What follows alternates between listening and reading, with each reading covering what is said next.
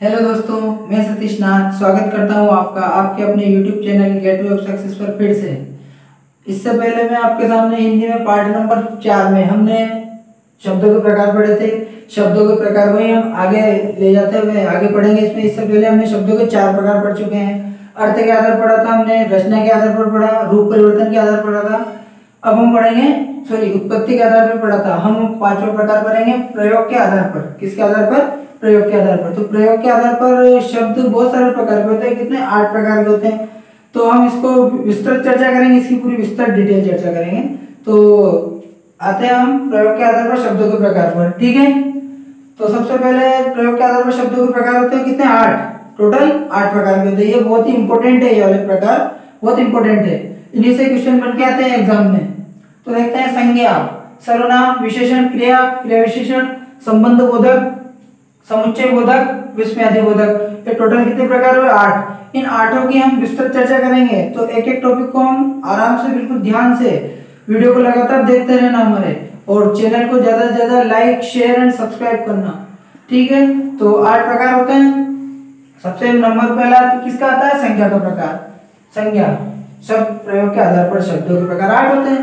8 में सबसे पहले हम संज्ञा पढ़ेंगे। संज्ञा सभी को पता है हालांकि, लेकिन फिर भी मैं बता देना चाहता हूँ। संज्ञा हर कोई बता सकता है। संज्ञा क्या है? संज्ञा किसी व्यक्ति, वस्तु, स्थान, गुण, स्वभाव, जाति, भाव के नाम को क्या कहते हैं? संज्ञा कहते हैं। किसी व्यक्ति, वस्तु, स्थान आदि के भावों के नाम को संज्ञा कहते हैं।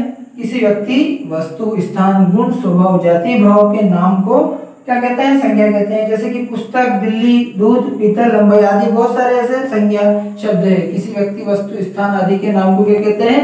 संज्ञा कहते हैं। तो आई होप कि आपको समझ में आ गया संज्ञा। इसके बाद हम चलते हैं संज्ञा के भेद। संज्ञा के कितने भेद है? 5 भेद है संज्ञा के।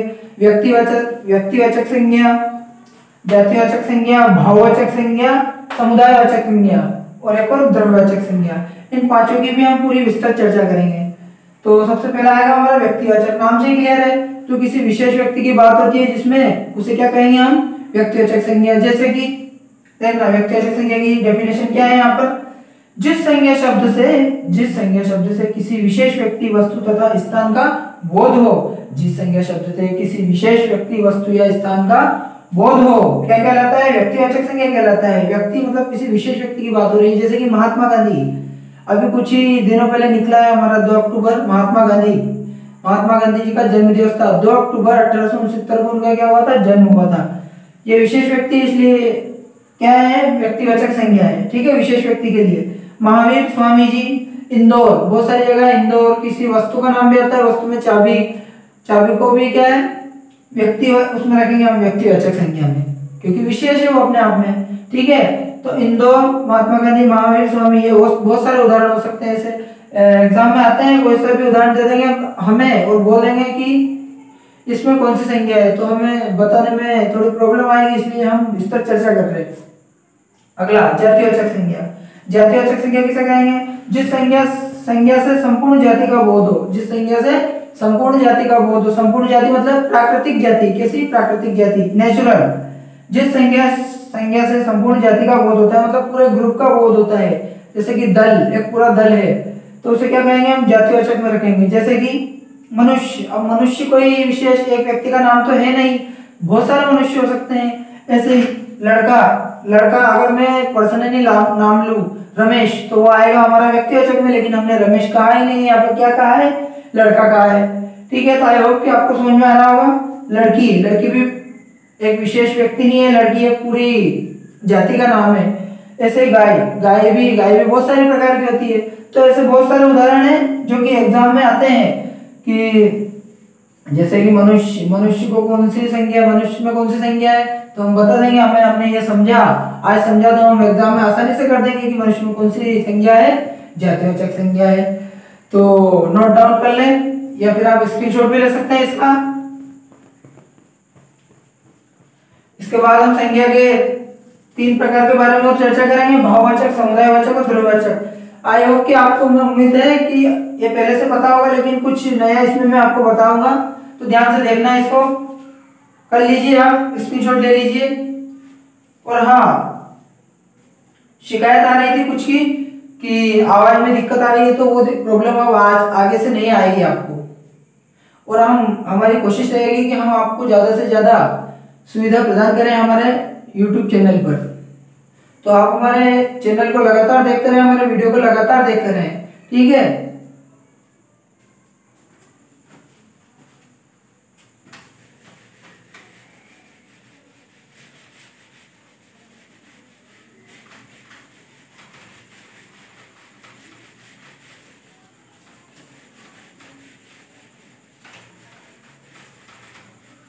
हमारे जयेश सर और मनोज सर भी आपको लगातार वीडियो प्रोवाइड करा रहे हैं।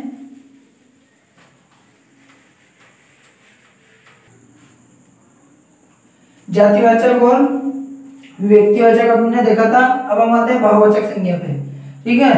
तो आपको पसंद आ रहा होगा वीडियो हमारा और मजे भी आएंगे हमारे वीडियो में। भाववाचक संज्ञा, जिस संज्ञा से पदार्थों या व्यक्तियों के गुण, जिस संज्ञा से पदार्थों या व्यक्तियों के गुण, दोष, अवस्था आदि का पता चलता है। क्या पता चलता है? भाववाचक। अरे यार, थोड़ा सा टेक्निकल इश्यू आ गया था, तो फिर से समझेंगे हम। भाववाचक संज्ञा, जिस संज्ञा से पदार्थों या व्यक्तियों के गुण, दोष, अवस्था आदि का पता चलता है, भाववाचक संज्ञा कहलाती है। जैसे बचपन, लड़कपन, थकावट, खेल, धैर्य, वीरता, चोरी, इंसानियत। भाववाचक, जिसको हम सिर्फ व्यक्त कर सकते हैं भाव के माध्यम से, उसको दर्शा नहीं सकते, उसे कहेंगे हम भाववाचक संज्ञा। जिस पद संज्ञा से पदार्थों या व्यक्तियों के गुण का पता चलता है, किसका? गुण का। दोष, अवस्था आदि का पता चलता है, भाववाचक संज्ञा कहलाती है। जैसे कि बचपन को हम देख सकते हैं, महसूस कर सकते हैं, लेकिन दिखा तो नहीं सकते, किसी को बता नहीं सकते, उसको प्रैक्टिकली नहीं कर सकते हैं उसका। लड़कपन रहता है किसी में, लड़कपन देखा अपन ने, महसूस किया जा सकता है, लड़कपन को भी क्या किया जा सकता है? महसूस किया जा सकता है। थकावट भी महसूस होती है अपने को, उसको दिखा नहीं सकते हैं किसी को। खेल, धैर्य रखते हैं ना, बोलते ना कि धैर्य रखो, तो धैर्य का दिखता है कि हमको नहीं दिखता है, उसको हम क्या करते हैं? महसूस करते हैं, ठीक है दोस्तों। वीरता भी दिखती है हमें, है ना। चोरी, इंसानियत को भी हम क्या करते हैं? महसूस करते हैं, इसको किसी के सामने प्रकट नहीं कर सकते हैं, ठीक है। तो हमने समझा भाववाचक संज्ञा। अब भाववाचक संज्ञा के बाद आता है हमारा समुदायवाचक संज्ञा। समुदाय नाम से ही क्लियर है, समुदाय मतलब ग्रुप में, तो ग्रुप वाला संज्ञा, ग्रुप। समुदायवाचक संज्ञा, जिस संज्ञा शब्द से व्यक्तियों के समूह का बोध हो, किसका बोध हो? समूह का बोध हो, वहां कौन सी संज्ञा होती है? समुदायवाचक संज्ञा होती है। पहले बता चुका हूं मैं, जैसे कि कक्षा, पूरी कक्षा है तो उसको बोलेंगे समुदायवाचक। मैं उदाहरण किस लिए ज्यादा लिखा रहा हूँ? उदाहरण इसलिए लिखा रहा हूँ क्योंकि उदाहरण से ही एग्जाम में क्वेश्चन आते हैं, इसलिए मैं उदाहरण के माध्यम से आपको ज्यादा से ज्यादा बताना चाहता हूँ, ताकि आपको बहुत ही गहराई से इसका पता चल सके, है ना। तो जैसे कक्षाएं, झुंड, सभा, पुस्तकालय, दल, गुच्छा, समिति, ये सभी क्या है? समुदायवाचक संज्ञा में आते हैं। ये उदाहरण ध्यान रखना, बहुत ही उदाहरण से ही एग्जाम में क्वेश्चन बनते हैं। कैसे बनते हैं? उदाहरण से, ठीक है। इसके बाद हम पढ़ेंगे द्रव्यवाचक भी नाम से क्लियर है। द्रव्य मतलब किसी भी पदार्थ या धातु का बोध होता है, जिस संज्ञा शब्द से किसी पदार्थ या धातु का बोध होता है, द्रव्यवाचक संज्ञा कहलाती है। जिस संज्ञा शब्द से किसी पदार्थ या धातु का बोध होता है, द्रव्यवाचक संज्ञा कहलाती है। जैसे चांदी, सोना, पीतल, गेहूं, चावल या तौलने वाले पदार्थ। ये यहाँ पे भी उदाहरण किस लिए दिए मैंने? ताकि आपको आसानी से एग्जाम में प्रॉब्लम नहीं आए, फटाक से बता देंगे हम, जल्दी से बता देंगे कि कौन सी संज्ञा है इसमें।